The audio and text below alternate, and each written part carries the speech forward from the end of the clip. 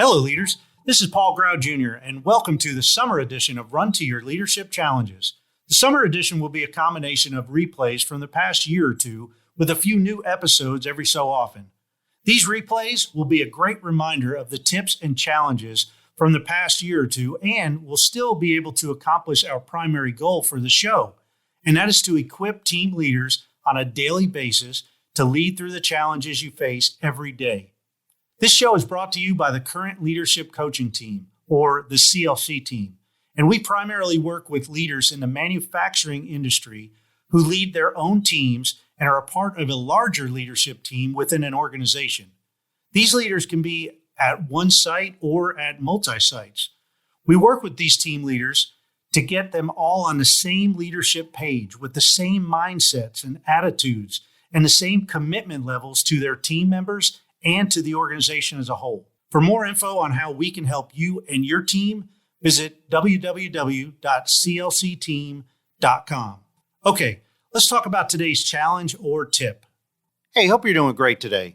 And today, I want to talk about shortcuts. So, what exactly are your thoughts about shortcuts? Do you think shortcuts are essential to save time and maybe even buy some time for another project?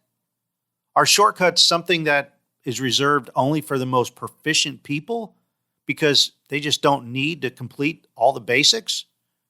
Or are shortcuts only for executives because maybe they have so many different responsibilities that they can afford to take shortcuts? Or maybe they're just for people who are in a super rush because they're working on a high priority job with a very tight deadline. Well, in any case, I think it's safe to say that we've probably all used shortcuts in our lives. From driving a shorter route to avoid traffic to possibly even the highest priority jobs. And although shortcuts may avoid some barriers and buy us some time now and then, they rarely pay off on a consistent basis. And if they do, it's probably only temporary. Now, don't get me wrong. You may find steps in the process that may be able to be eliminated because maybe they've become obsolete. But that's a different story. If that's the case, you should go through the proper steps to make the needed changes to eliminate those steps altogether. The bottom line is that processes exist for a reason.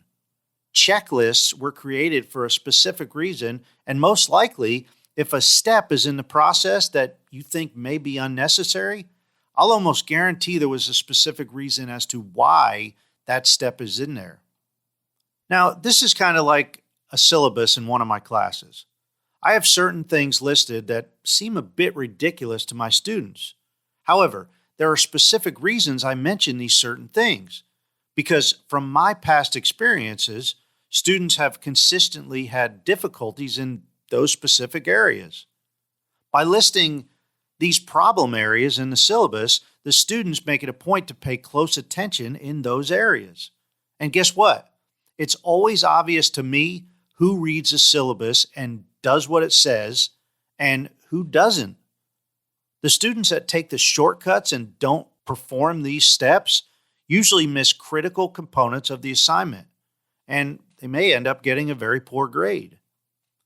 So today, I challenge you to start identifying any shortcuts that you may be taking, or ones that some of your teammates may be taking.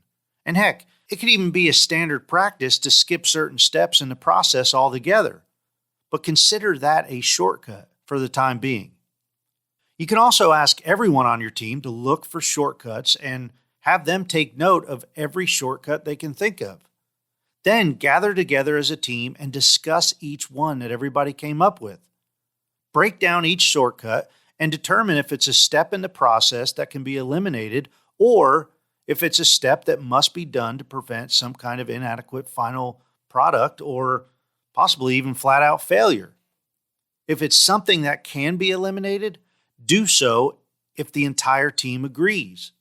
If it's a shortcut that is causing possible breakdown in the final product or service, well, you need to discuss the importance of not taking that shortcut and explain why to everybody. The team as a whole must understand why you can't take certain shortcuts. If they understand why, they'll get that buy-in. Now, this entire challenge is going to improve your chances of success as a team, and it may be the difference between success and failure. In any case, discussing shortcuts as a team will earn buy-in from the entire team. Hey, that's it for today. But if you need further details on how the CLC team can work with you and other leaders within your organization, please check out our website at www.clcteam.com. We would love to connect with you and start building a better relationship. After all great leadership starts with relationships. Hey, have a great rest of your day. And until next time, run to your challenges.